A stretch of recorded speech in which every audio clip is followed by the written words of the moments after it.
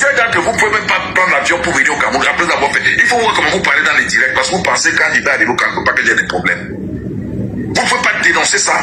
Tout le monde est fier de bien dire que quand on a fait ceci, parce que quand on n'a pas l'armée, quand on n'a pas la police, tout le monde peut l'insulter, tout le monde peut insulter la base. Mais attendez, s'il n'y avait pas Kanto au Cameroun, s'il n'y avait pas Kanto,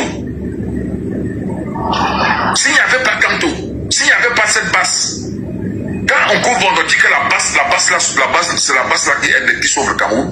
Pourquoi qu'il a dit ça? Il a analysé, il a dit ça. Pourquoi qu'on ne voit pas? Le seul rapport de force, d'équilibre, de terreur qui existe, c'est la base. Et la base, c'est même quoi? Elle fait quoi? La base elle a déjà battu qui? Vous savez, en Côte d'Ivoire, hein? En Côte d'Ivoire, renseignez-vous. Les Johnny Pacheco, on a failli le tuer. On a failli le tuer en France. On l'a poignardé, on l'a botté. Les Ivoiriens, ils sont violents. La base fait quoi? La base fait quoi? Dites-moi. Ça devient un sujet, la base. Mais s'ils vont à l'hôtel du président, c'est leur président, ils peuvent manifester devant son hôtel. Qu'est-ce que ça fait? Ils ne sont pas les seuls à manifester devant les hôtels. Lorsque des tyrans d'autres pays arrivent là-bas en France, il y a des manifestants de leur pays qui vont devant leurs hôtels, qui font du bruit et tout ça, ils repartent. Qu'est-ce que la base fait d'extraordinaire? Ils sont entrés, je vois des gens, ils ont cassé les ambassades. Ils ont cassé quelle ambassade? Renverser les tables avec les paperasses. Oui, je comprends le geste d'uriner sur la photo du président. Ça, je ne suis pas d'accord avec ça. Je ne suis pas d'accord même avec le fait qu'il soit rentré dans l'ambassade. Mais c'est une réaction quand on tire sur des individus. On a ouvert le feu sur Yaman. On a ouvert le feu sur Ndoki. Ça, ce sont des faits. Vous imaginez quand vous voyez ça? Et vous êtes à l'extérieur? Non, attendez les gars. Vraiment, franchement, est-ce que vous pouvez vous indigner une seule minute sans regarder les origines de Kanto? Sans regarder le fait que... parce que vous êtes rempli du tribalisme, tout ça, vous ne défendez pas. Vous ne défendez pas la liberté parce que vous êtes des tribalistes, vous tous. Vous aimez quand on fait du mal à l'autre parce qu'il n'est pas de votre tribu. Vous détestez ces enfants-là parce qu'ils ne sont pas de votre tribu. Je dirais parce qu'ils ne sont pas millégués. Vous trouvez ça fou? Où est votre humanité même au juste? Où est votre humanité? À ce moment, ils sont dans les cellules infestes. D'autres ont été torturés. Et demain matin, ils sont les attendent. Est-ce qu'on va nous envoyer à Kondengui? Combien de temps on va mettre là-bas? Parce qu'ils ont des délits d'opinion, la liberté d'expression. Vous qui êtes en Europe, là, vous ne voyez pas tous les jours qu'il y a des manifestations là-bas dans les rues. Il y a même parfois un interdit manifeste.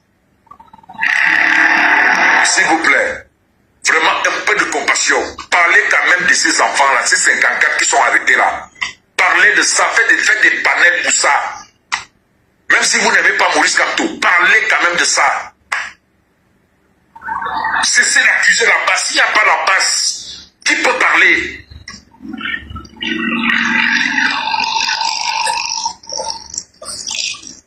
Ah non, bon ça va, excusez-moi du coup de gueule, parce que je sors du tribunal militaire et je suis bourré, je suis rempli, bourré de colère.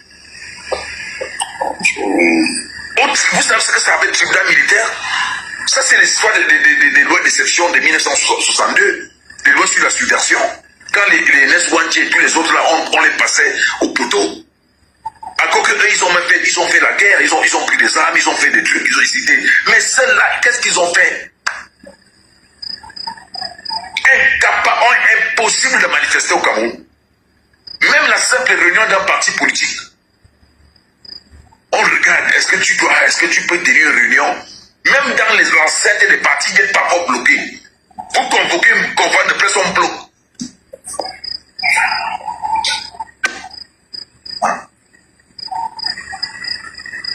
Mais il y a quelqu'un qui me parle des anglophones. Je dis que je parle d'un sujet spécifique ce soir. Je ne suis pas en train de parler du problème des anglophones. Je n'ai peur de personne pour parler des anglophones. La question anglophone, je l'ai abordée à plusieurs reprises. Tous ceux qui sont coupables des crimes de sang, ils doivent être jugés. Qu'ils soient militaires ou bien qu'ils soient anglophones. Et je ne supporte pas la sécession. Je le dis clairement parce que moi je crois dans la nation camerounaise. anglophones sont nos frères et que les ancêtres, nos ancêtres, les aînés ont décidé qu'on va former un seul pays qui est le Cameroun. Donc celui qui veut quitter le Cameroun, je ne le soutiens pas. Voilà, il n'y a pas peur d'avoir des anglophones. C'est des anglophones qui sont condamnés pour des délits d'opinion parce qu'ils ont dit non à l'État du Cameroun. On doit les libérer. Mais tous ceux qui ont tué, qui ont commis des exactions, doivent être jugés. Le crime de sang, je ne vais pas pardonner parce que je dois plaire. Je ne veux plaire à personne. Bravo, mais... Je ne plaire à personne. Donc celui qui dit d'accord, on a peur d'un coup, je m'en fous. Je n'ai peur de personne. Un anglophone qui prend une arme, qui va brûler, qui va découper un compatriote qui n'a pas accepté son idée de sécessionnisme, voilà, il doit être jugé. Merci. Ou bien qui a pris une bombe, il a lancé sur les policiers ou les gendarmes. Il doit être jugé. C'est comme les gendarmes, on a pris position pour l'affaire de Ngabou. J'ai pris position pour l'affaire de Ngabou. Les militaires, nous avons marché pour qu'on les arrête. Et on les a arrêtés. J'ai marché à Paris pour ça. Je crois que tu te rappelles. On a marché pour les enfants de Ngabou. Pour qu'on arrête les militaires là, qui sont allés tirer sur les enfants, ils ont voulu nier. Les ceux du Mali là, ceux qui ont tiré sur les militaires qui ont tiré sur la maman qui portait les enfants contre Boko Haram. Nous on a marché pour ça à Paris. J'ai été de ces marches-là. Et on les a arrêtés. Donc il faut faire la part des choses entre les crimes de sang et la liberté d'opinion. Je suis en train de parler de la liberté d'opinion. La question anglophone, le crime de sang, on ne pardonne pas. Mais tous ceux qui ont dit non, nous voulons l'Ambazonie, nous ne voulons pas le Cameroun, c'est une opinion. Et qui n'ont pas été violents, qui n'ont pas commis, qui doivent être libérés. C'est un point de vue. Quelqu'un peut dire que je ne veux plus être Camerounais, je veux l'État. C'est comme il y a plein de camps qui disent là comme l'État des écans. Il y a des gens qui disent ça là, en direct, on ne les arrête pas. Il y a d'autres qui disent qu'on veut notre État, de ceci, État de cela. Que le Cameroun soit divisé, que chaque bachette, il y a ce qu'on sait. C'est des points de vue ça. Si quelqu'un dit que l'Ambazonie doit exister, je ne suis pas d'accord avec ça, mais je ne suis pas d'accord qu'on l'arrête parce qu'il a eu ce point de vue. Mais par contre, celui qui prend les armes, qui va brûler, qui découpe, qui tue, qui donne la mort, les gars qui ont tué Florence Ayafa, vous voulez que je les soutienne si on les arrête? Ah non, bon, moi je suis humain. Avant d'être Camerounais, je suis d'abord humain. Personne ne doit donner la mort à l'autre. Mais je parle ici des délits d'opinion. Des délits d'opinion, ces gars qui sont au tribunal militaire là. C'est Alain Fogué, Bibou Nissak. Délit d'opinion, ils ont battu qui? Alain Fogué a cassé quoi? Bibou Nissak a cassé quoi? Bibou Nissak a fait quoi? Dites-moi. Et on est censé, on fait comme si... Et quand les gars de la base s'indignent contre ça, les gens viennent dire que la base a interdit à Nedi Pon, je ne sais pas à qui de payer son conseil. Bon, c'est ça qui est important. Les musiciens qui vont dire, on dit que c'est leur travail, qui travaillent au Cameroun. On les interdit pas de travailler. Mais quand tu vas dans un meeting politique, les gens qui torturent les Camerounais, ça veut dire que ce n'est pas le travail. Je suis désolé. Moi, je vois ça en France, là, les gens qui soutiennent les mauvaises causes, là. Par exemple, si quelqu'un soutient, on voit qu'il est antisémite. Je veux te dire, il n'est pas interdit de spectacle en France. Quand il fait ces spectacles-là, pourquoi il y a seulement la police dehors? Il y a des juifs et des gens qui soutiennent la cause juive, qui sont dehors en train de demander à Dieu de les sortir, qui manifestent en face, qui lui lancent des tomates. Ça existe ça. En France, moi j'ai vu ça en France. Quand tu as des positions et des postures antisémites ou bien tu défends une cause qu'ils ne veulent pas, ceux qui sont contre toi viennent manifester contre toi, ils interdisent le spectacle. On ne dit pas que non, c'est son boulot, c'est leur boulot. Exactement. Quand une musicienne ou bien un musicien va assister à un meeting politique d'un régime tortionnaire comme celui de Yaoundé, vous voulez qu'on fasse quoi? Quand on le laisse rester en France, où il y a la liberté, non, on lui dit non, mon frère. Si tu dis quand même à ces gens qu'ils donnent la liberté, c'est un moyen de lutte, ce n'est pas qu'ils sont contre eux. Mais par contre, je ne suis pas d'accord avec la violence. Mais on peut dire qu'on ne veut pas de toi, on te boycotte. C'est pas méchant ça. C'est une forme d'exprimer la colère et de se faire sentir. Et de faire passer un message. D'ailleurs, ces ministres-là, ils ne viennent pas en France, là-bas, les agressent. Combien ont été agressés? On les voit. Moi, j'ai vu Grégoire Ona, il est venu dans les restaurants camerounais, il est assis avec des Camerounais de la base. Parfois, il discute avec eux, il exprime son point de vue. Moi, je les ai vus. J'ai vu ces ministres, j'ai vu plein de ministres là ils viennent là en France. ils marchent avec des Camerounais. On ne les agresse pas. Personne, on n'a jamais appris qu'on a donné des coups de poing à un ministre là-bas, ou bien qu'on a brutalisé une autorité camerounaise là-bas. Aller manifester devant l'hôpital ou bien à Tangana. On dit qu'à Tangana, les est dans un hôtel, ils se mettent à manifester là, ou bien dans un hôpital, ils manifestent à l'extérieur. C'est quoi? C'est normal. Hein? C'est normal. Hein? Et c'est-à-dire de dire que oui, il n'a pas choisi les gens, c'est faux. Moi, j'ai vu la base manifester contre les rois, les chefs de l'Ouest. Je parle de leurs chefs, je les ai vus. Du Cameroun, tu te rappelles de ça? Ils étaient au Quai Branly. Les gars de la base étaient dehors. Ils ont commencé à manifester contre leurs chefs. Ils ont hué, ils ont baraqué. La police était partout. Il y a des chefs qui ne pouvaient pas tenir, ils voulaient faire des fêtes dans certains endroits. Ils ont été là-bas. Les chefs, la plupart des chefs de l'Ouest, ce sont des faits. Ce sont des faits. Donc il y a des gens qui veulent dire, ah oui, ils ont choisi les bêtis ou les doigts, là, c'est faux. Il y a des bêtis qui chantent, il y a des bêtis là, il y a des bêtis qui viennent faire, qui font des concerts, là, qui font souvent des concerts à Paris. Moi, je les ai vus. J'ai assisté à des concerts de Bikoutsi là-bas, ils n'ont pas de problème. Mais il y a ceux qui vont au meeting. Parfois, il y a même d'autres qui tiennent des propos. Moi, j'ai vu Katino tenir des propos tribalistes. Et je l'ai appelé, c'est une cousine maternelle à moi. J'ai appelé Katino, je lui ai dit que tu vois le genre de propos que tu tiens. Parce qu'elle était dans un milieu avec les gens du pouvoir. Et après, elle peut venir prester. Et c'est là, bon, ils vont regarder Katino prester normalement. Arrêtez. Il faut être honnête, hein. Ça m'a interrompu une messe pour que tu as coûté ça. La basse, une messe pour que tu as coûté. On l'avait soupçonné dans une cérémonie, c'était quoi, je sais pas quoi, dans une église à Paris là-bas. Ils ont envahi l'église pour chasser que tu as coûté, non? Vous oubliez ça?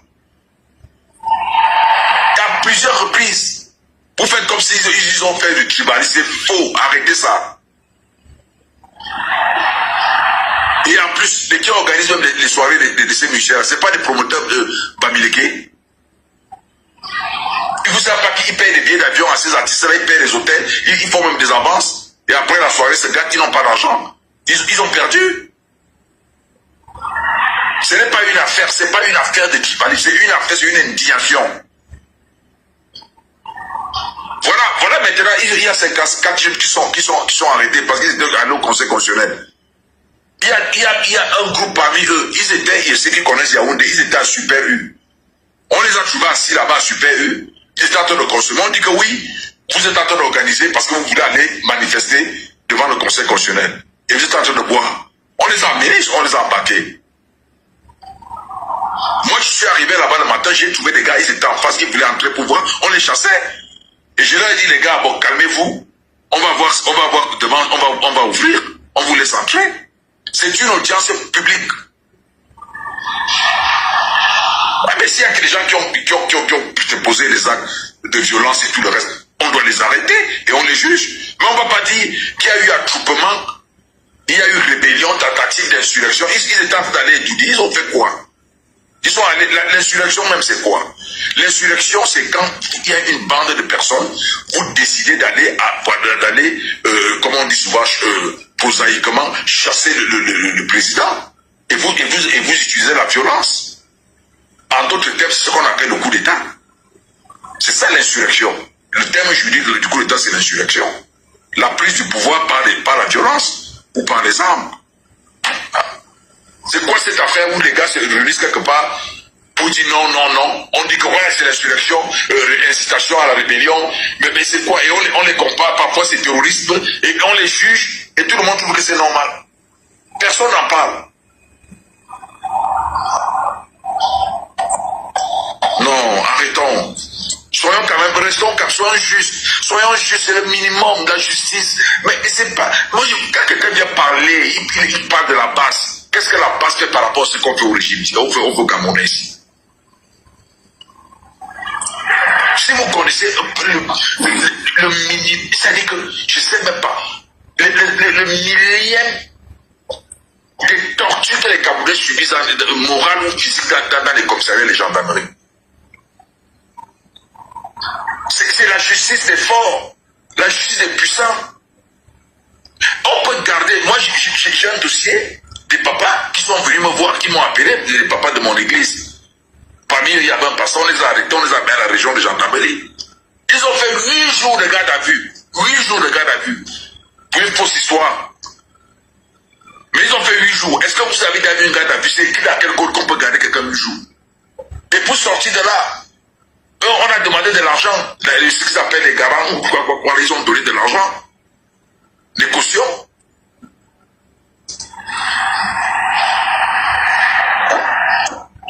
Non. Mais je dis, ayez aussi peur de Dieu. Hein. Je sais qu'il y a des gens parmi vous là, vous croyez que Dieu n'existe pas.